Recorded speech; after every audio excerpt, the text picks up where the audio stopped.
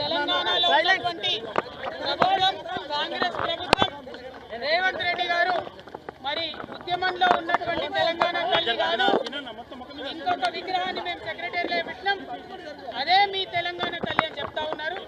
కానీ తెలంగాణ ఉద్యమంలో ఉన్నటువంటి మేమందరం ఉద్యమ కాలంలో పెట్టుకున్నటువంటి మా తల్లినే ప్రతిష్ఠించుకుంటామని ఇవాళ ఇక్కడ జగిత్యాలలో భూమి పూజ చేసుకోవడం జరుగుతూ ఉంది. మీరు గెజెట్ ఇచ్చినా ఇంకోటి ఇచ్చినా భయపడేది లేదు.